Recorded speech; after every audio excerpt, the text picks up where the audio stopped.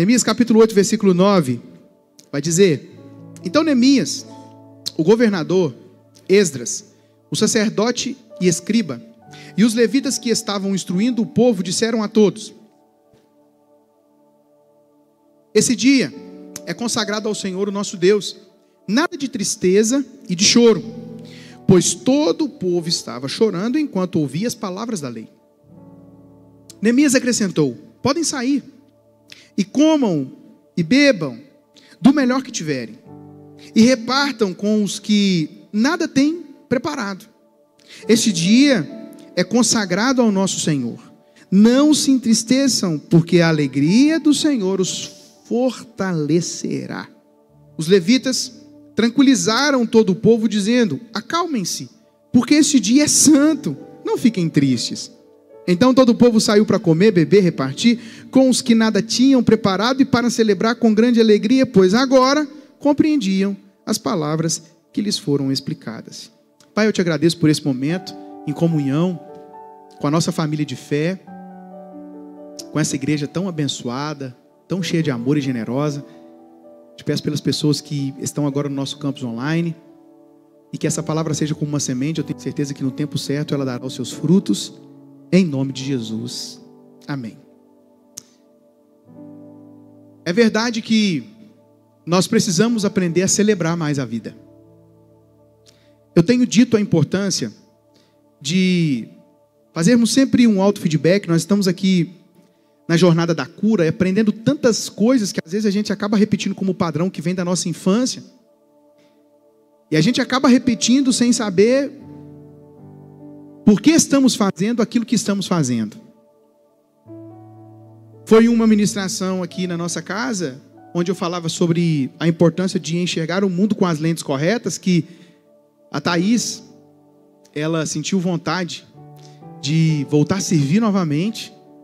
Inclusive abriu o seu próprio negócio. Hoje ela tem uma escola de música que é referência na nossa cidade, com mais de 100 alunos. Porque essas palavras, elas têm o poder de chacoalhar, de mexer com a gente. Por isso que eu estou sempre aqui chamando a nossa atenção, para que nós possamos olhar com os olhos de Deus e da forma que Ele espera que nós vejamos o mundo. Eu confesso para você que existem muitas coisas que eu não sou muito bom. Uma delas, eu tenho muita dificuldade, por exemplo, de fazer um culto fúnebre. Eu já fiz vários. Sempre quando sou acionado, faço. Mas eu confesso que eu não consigo fazer com a maestria que algumas pessoas conseguem fazer. Eu costumo dizer que às vezes nós, comunicadores, somos tão bons com palavras, mas existem alguns momentos que as palavras somem. Nos últimos dias eu fui a 3 velórios. E um deles, quando eu cheguei, um deles tinha dois ministros católicos, o outro, se eu não estiver enganado, acho que estava um padre mesmo. E quando eu olhei para ele, eu percebi todos os cabelos da sua cabeça eram brancos. E quando ele começou a falar, quando ele começou a compartilhar, eu falei: tem razão. Porque os cabelos brancos da sua cabeça revelava o nível de sabedoria que aquele homem tinha. Obviamente, quando você chega em um ambiente como esse, as pessoas precisam de uma palavra de sabedoria, de conforto, de amor. E ele conseguiu fazer com que aquele ambiente deixasse de ser um ambiente de lamento para se tornar um ambiente leve. Ele teve a capacidade de arrancar gargalhadas dos filhos que estava velando a mãe. Eu falei: meu Deus, isso é impressionante. Ele falava de Jesus com amor. Ele falava de Jesus com uma paixão. Eu falei: eu vou fazer um convite para ele pregar lá na igreja. Você gostou, Ronaldo? ele falou assim, sabe, de uma forma tão... E ele conseguia traduzir as palavras que as pessoas falavam, ele conseguia traduzi-las para melhor. Ele perguntou, alguém que está aqui, os filhos, vocês querem dizer as últimas palavras? E alguém disse, ela era uma mulher que estava... Talvez as pessoas que estão aqui não saibam, mas ela é uma pessoa que sempre esteve ao meu lado. Ele dizia, companheira. Companheira é essa pessoa que sempre está por perto quando nós precisamos. E cada palavra, Simone, que ele dizia, que as pessoas diziam, cada frase, ele conseguia resumir uma palavra. Eu falava, meu Deus, que capacidade, que coisa... E ele arrancava gargalhadas leves dessas pessoas, e ele conseguiu fazer com que aquele momento não fosse um momento de término para as pessoas. Ele conseguiu fazer com que aquelas pessoas enxergassem que aquele momento era um momento de um cumprimento de um propósito para a passagem que nós um dia iremos passar e fazer. Porque nós sabemos que a nossa vida aqui é um propósito. E quando você enxerga a vida dessa forma, e você tem que passar por um luto, você enxerga e você consegue passar com mais leveza. Ou seja, cumpriu o propósito. Essa pessoa conseguiu cumprir o propósito. Que coisa bonita é você poder perceber que algumas pessoas conseguem chegar ao final da vida cumprindo o propósito. Triste é quem está vivendo como se houvesse novas oportunidades, o que não haverá. E elas conseguem viver maravilhosamente bem. Isso não significa que nós não teremos problemas, dificuldades na vida, mas as lentes que esse senhor conseguiu compartilhar, deixando aquele ambiente leve, eu falei, meu Deus, que diferente, que coisa bonita. E a partir do momento que nós conseguimos olhar com os olhos de Deus, a partir da Bíblia Sagrada, olhar pelo propósito ao qual Deus nos criou, a gente consegue olhar para a vida com essa leveza, logo, nós conseguimos celebrar nos detalhes. Existem coisas que ficam registradas na nossa mente, conquistas, pequenas conquistas. Eu não sei se já aconteceu com você, mas quando eu tirei a minha primeira CNH, eu fiquei pensando nela o dia todo. No outro dia eu fiquei pensando nela também.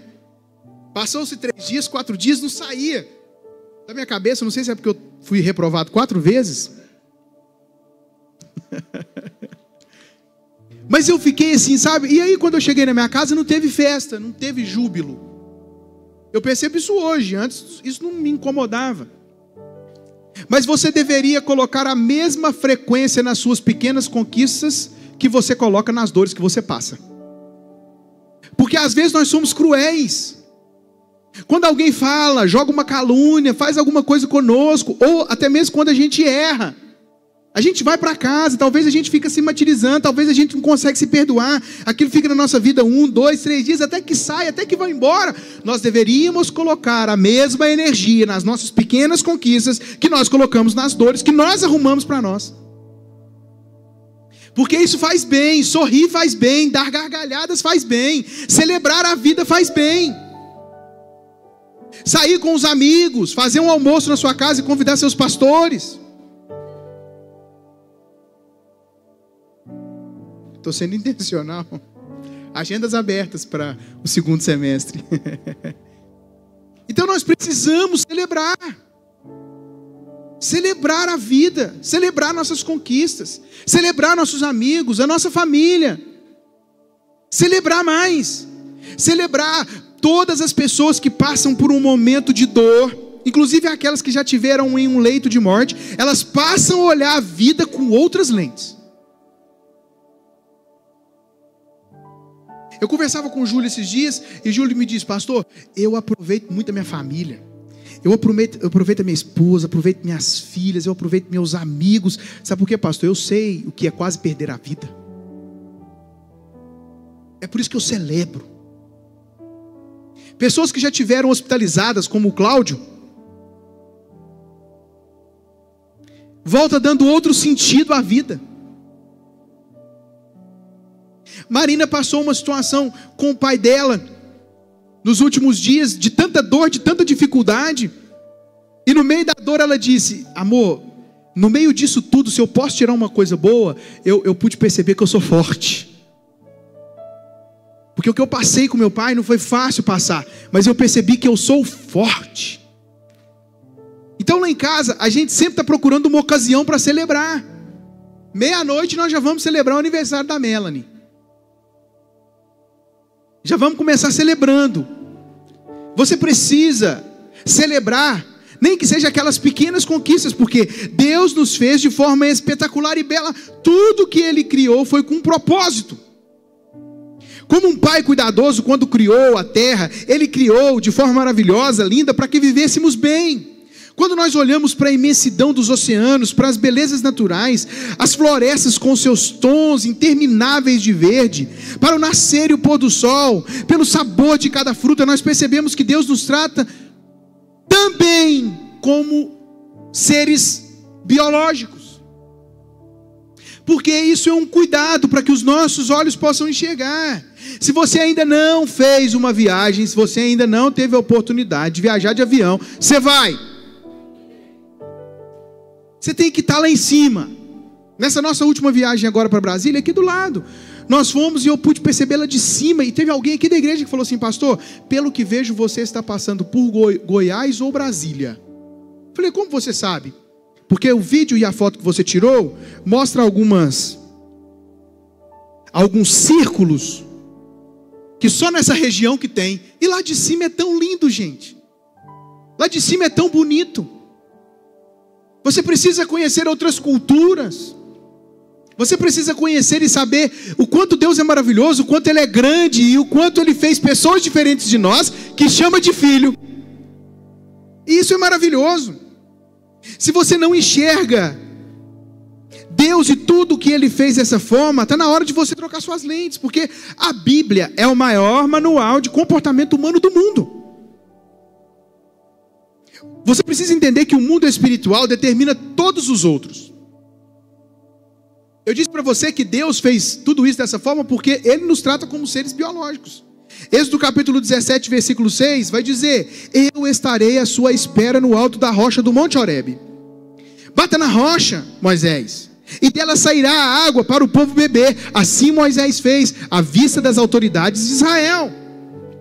O capítulo 16, versículo 4 do livro do Êxodo vai dizer: disse, porém, o Senhor a Moisés: eu lhes farei chover pão do céu, o povo sairá e recolherá diariamente a porção necessária para aquele dia. Com isso, os porei à prova para ver se seguem ou não as minhas instruções. Por que Deus matou a sede do povo? Porque sabe da nossa necessidade.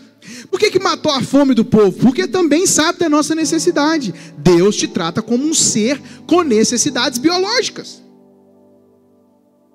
Ele também nos trata como seres psicológicos, se preocupado com as nossas emoções. Observe como Ele dá uma ordenança no livro do Êxodo, capítulo 23, versículo 14. 3 vezes por ano vocês me celebrarão festa. É uma ordenança. Não está nos 10 mandamentos, mas está nas 613 leis que os israelitas têm até hoje, que elas foram reduzidas. Dessa forma, Ele sabe quando você consegue ir em um lugar que está descontraído, quando você está passando em um lugar que tem celebração, que você pode se envolver naquele ambiente, tudo muda para você. Eu fui ver minha família e quando eu fui vê-los esses dias, eu cheguei lá, os meus sobrinhos estavam jogando bola na rua mesmo. Quanto tempo que eu não via isso? Eles falaram: ô tio, vem jogar comigo. E eu fui brincar com eles. Eu não aguentei 10 minutos. Mas esses 10 minutos eu esqueci de todos os problemas brincando com eles. Falei: meu Deus. E foi Deus quem criou isso. Deus também nos fez seres sociólogos. Êxodo capítulo 18, versículo 21.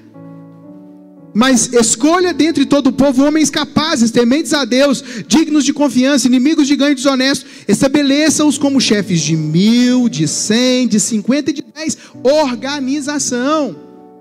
O mundo está dividido por continentes, países. No caso do Brasil, os estados. Aí vem para as cidades. Das cidades vem os bairros.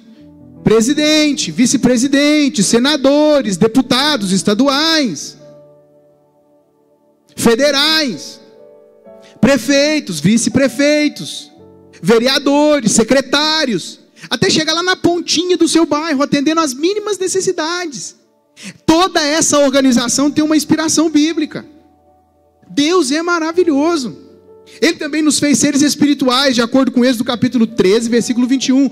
Durante o dia o Senhor ia adiante deles, numa coluna de nuvem, para guiá-los no caminho, e de noite numa coluna de fogo, para iluminá-los.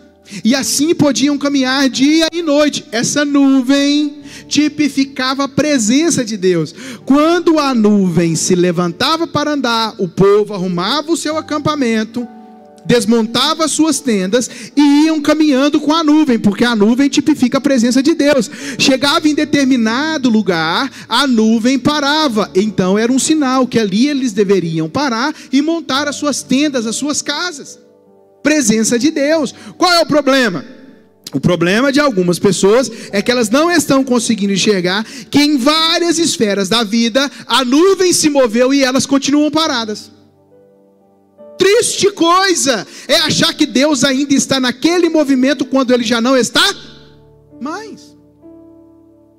Precisamos deixar de ser ignorantes e entender que a nuvem está andando.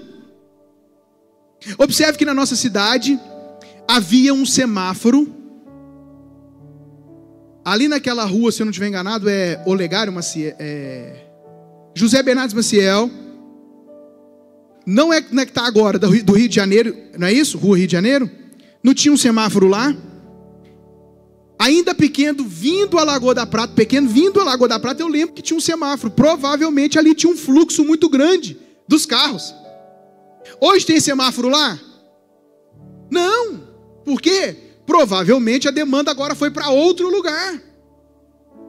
Você que é daqui da cidade, já saiu com a sua família e você procurava lugares no centro da cidade para você fazer alguma coisa? Hoje nós conseguimos perceber que todo o movimento, ou pelo menos 80% dele, está nas proximidades da praia. O movimento mudou para lá. Agora você imagina um comerciante, você imagina um dono de um negócio, eu vou ficar aqui, porque Deus mandou eu ficar, foi aqui. O que vai acontecer? Ele vai ficar sem seus clientes, as pessoas não vão lá. Agora, principalmente no meio eclesiástico, principalmente na igreja, nós precisamos entender que a mensagem não muda. Quem é a mensagem? Jesus. A mensagem não muda. Quem é a mensagem? Mas a forma como nós comunicamos a mensagem precisa mudar. Como que você conversa com uma criança? Como que você conversa com uma criança de 2 aninhos? E um bebê? Como que você conversa? Oi, bebê. Experimenta conversar com um adulto. Vai dar certo? Não vai. Já tem crianças que já são inteligentes. Antes, quando a Melanie era menorzinha, eu falava: ô menininha feia, feiosa. Ela ria, Simone. Esses dias eu fui fazer o teste, ela já fechou a cara para mim. Na hora. Que isso, pai? Feia você, feio, fioso, horroroso. Falei: credo. Você estressou agora.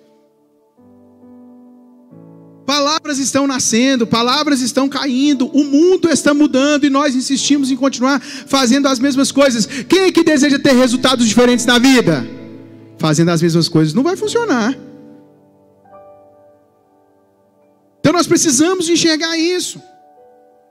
E a igreja é uma igreja de júbilo, de festa. O povo de Deus é um povo com alegria. É um povo feliz. Agora, qual foi o ponto crucial que tirou a nossa essência? Existe ele. Na antiga aliança, a adoração bíblica na igreja e nos primeiros séculos era uma expressão de danças e alegrias.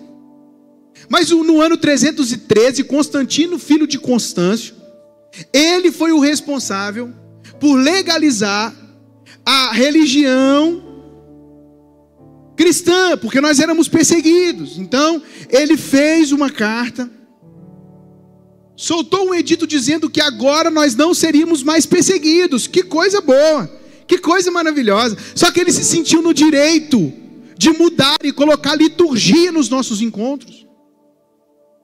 Com isso, as expressões físicas de adoração foram banidas e o cristianismo se divorciou da sua herança judaica para se casar com o paganismo.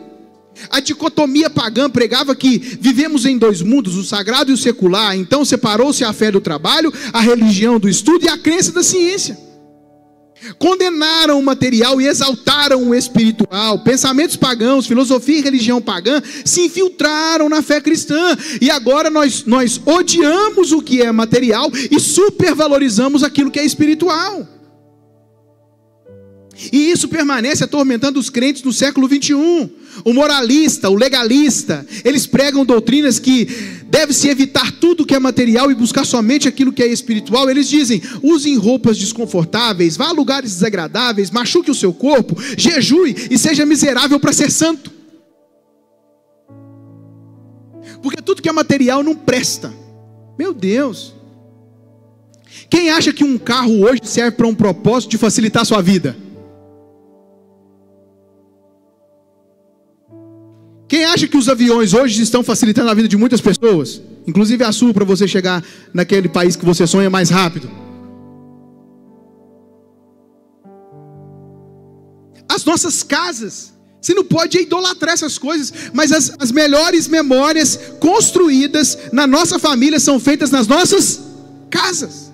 Ou as piores, você que decide como vai ser. Mas por que eu tenho que separar o material do espiritual, sendo que Deus que deu inteligência e sabedoria para o homem construir tudo isso? Por que eu tenho que fazer essa separação, se Deus nos deu inteligência para poder criar? Na mente dessas pessoas, a doença pode ser bênção de Deus, e doente você está mais perto dele. Porque o fulano sofreu um acidente, foi Deus que fez aquele acidente.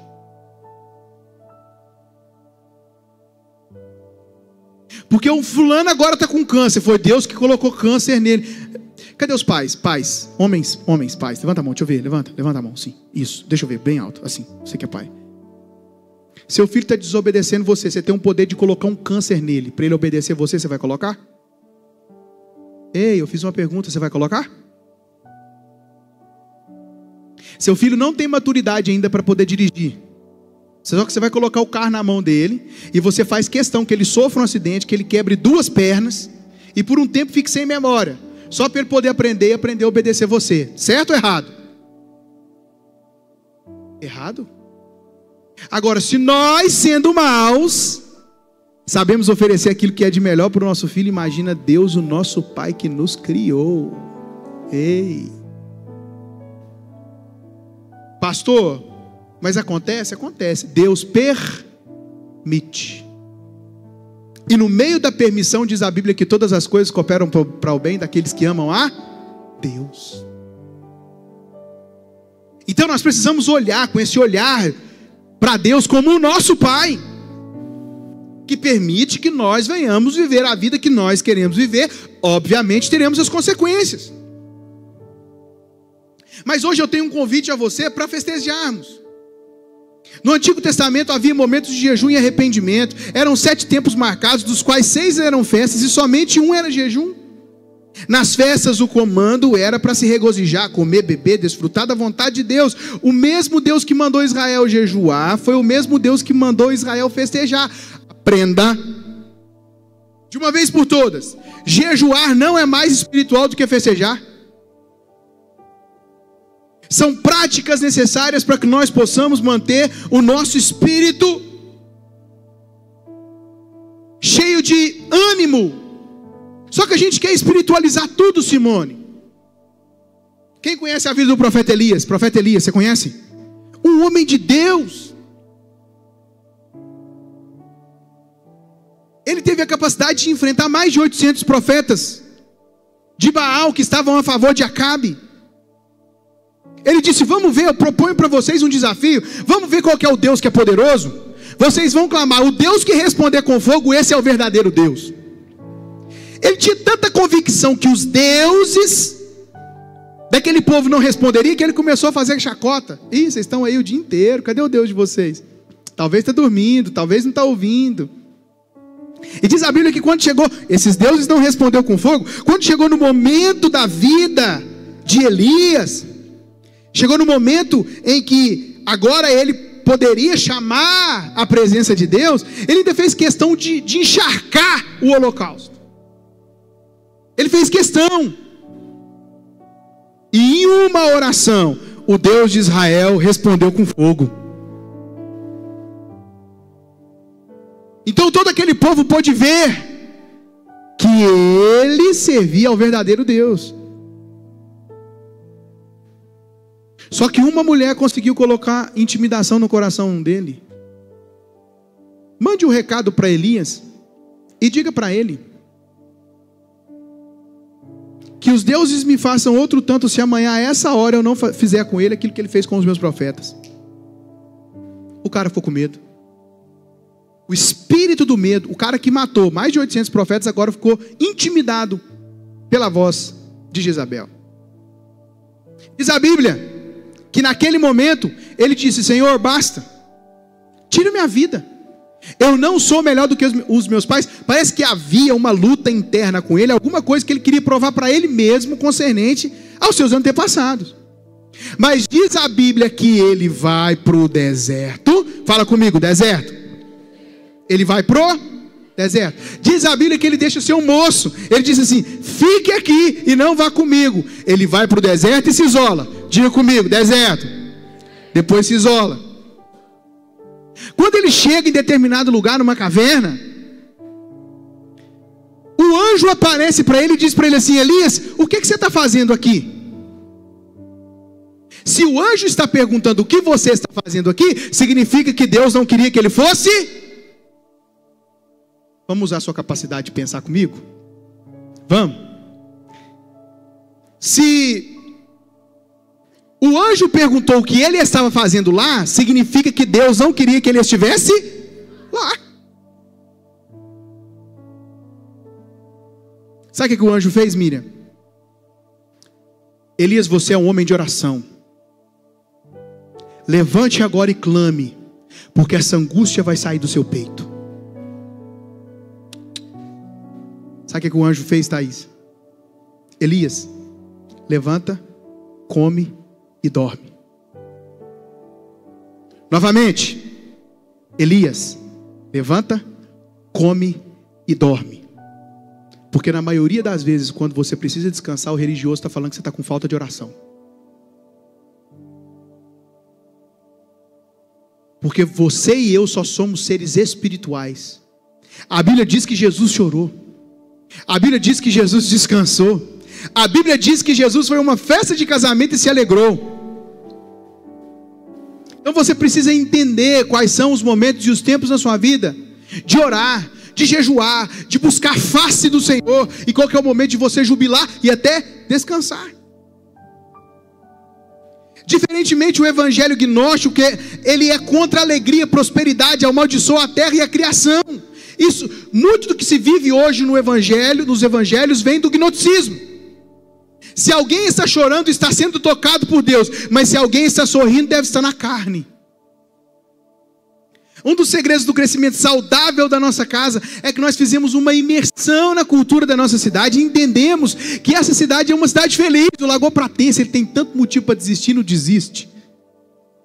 O Lagopratense é aquele que não se acomoda, porque se não tem como manter minha família aqui dentro da cidade, eu vou buscar o recurso fora. Você sabe que muitas cidades sofreram com a pandemia, muitas, inclusive parte das pessoas que moram na nossa cidade também teve dificuldades, mas Lagoa da Prata, ela cresceu na pandemia, por causa de homens corajosos que saem daqui para poder manter sua família.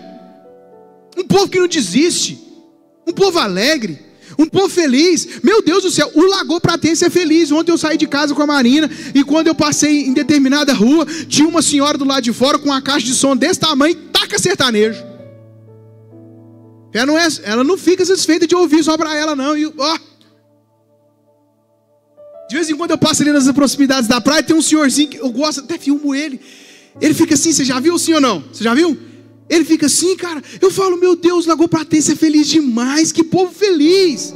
Que povo alegre, tantos problemas que nós temos. Você poderia ter escolhido ficar na sua casa, você poderia ter desistido do evangelho, você poderia ter desistido da sua família, você poderia ter escolhido não estar aqui hoje, mas você não desistiu. Isso mostra a sede que você tem dentro de você de romper e vencer na vida.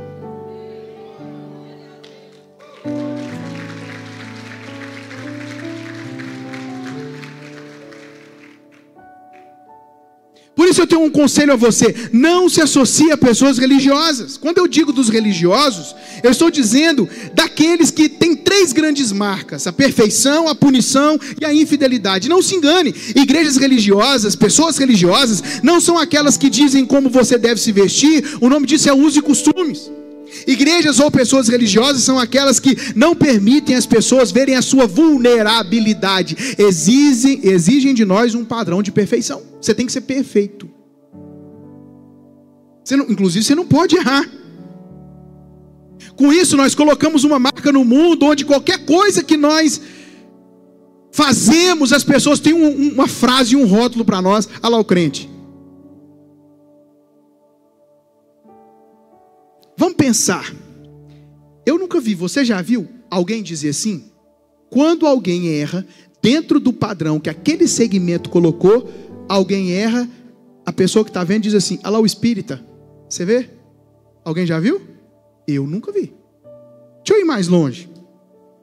Você vê alguém dizendo assim quando alguém foge dos padrões que aquele grupo de pessoas entende que é errado? Você vê alguém dizendo assim? "Ah lá o católico". Você já viu? Não.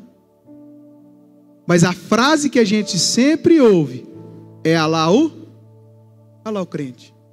Agora deixa eu fazer uma pergunta para você. Esse padrão, quem nos colocou ele? Foi as pessoas de fora ou nós mesmos? Nós mesmos, sabe quando? Quando um irmão da nossa fé erra e a gente aponta o dedo para ele. Quando um irmão nosso erra, ele não se sente à vontade de vir para cá, porque aqui não vai ser o lugar que ele vai ser acolhido, aqui vai ser o lugar que ele vai ser apedrejado. Porque eu não posso ir naquele lugar, porque se me virem naquele lugar, eles vão me deixar sem a ceia. Eu não posso ir naquele lugar, porque se eu for naquele lugar eu vou ficar de banco. Eu não posso ir naquele lugar, porque se eu for naquele lugar, na próxima semana o meu nome vira tema de reunião. E com isso nós criamos a cultura da punição, porque somos nós que provocamos isso.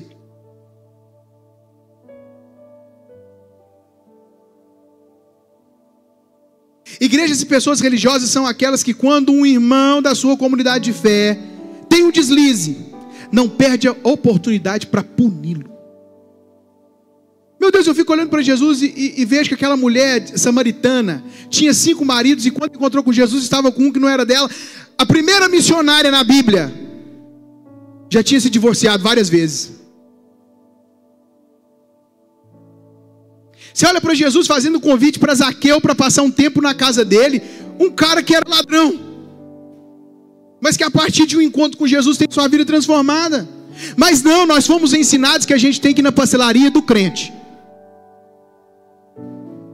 que a gente tem que ir no lanche do crente, que a gente tem que ir na academia do crente. 500 graus de puro fogo santo e poder.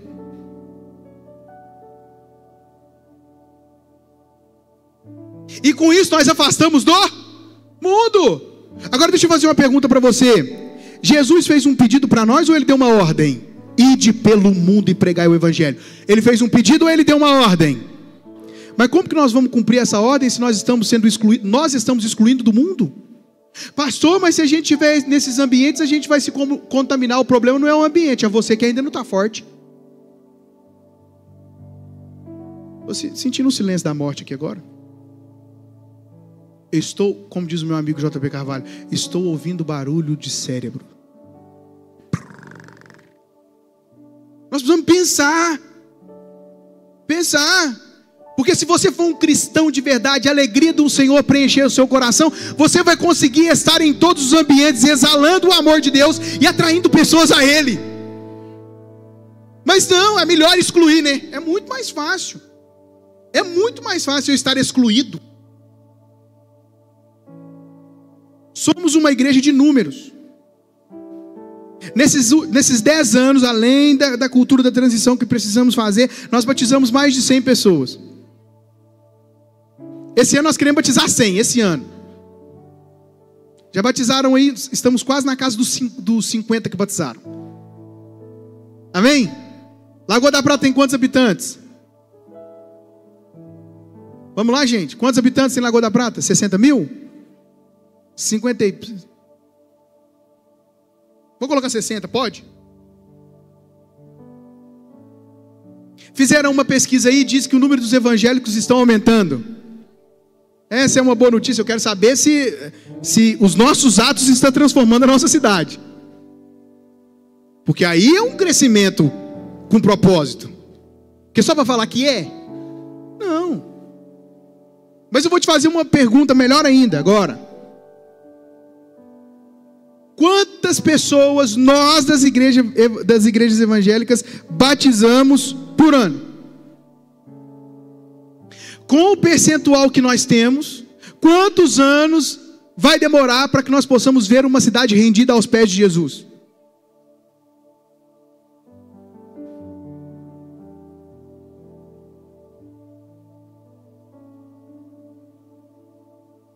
Mas como que nós vamos conseguir fazer isso se a gente só fica fechado? É por isso que você tem que convidar aquele seu vizinho para poder jantar na sua casa? É por isso que você tem que aceitar ir naquela festa daquele parente que te chamou, que ainda não tem um encontro com Jesus? É por isso que você tem que aceitar ir na festa daquele amigo que te convidou, para você ser luz lá, e eles olharem e falar para você: meu Deus, você é tão diferente. A Bíblia fala assim que nós devemos ser o sal da terra e a luz do mundo, porque se o sal perdeu o seu propósito... Quem aqui já comeu uma comida salgada demais? Quem já comeu? Dá para descer, gente? Dá não. E comida sem sal, dá para descer? Dá também não. Então o que nós precisamos ser? Temperados. O nosso problema é que nós afastamos muitas pessoas devido à forma que nós comunicamos a elas. Aí a gente é salgado demais. Nossa, eu não aguento ver. Ou às vezes falta tempero. Nós precisamos desse equilíbrio. Igrejas e pessoas religiosas são aquelas que, ao lado delas, você tem que ser infeliz. Você não pode ser feliz.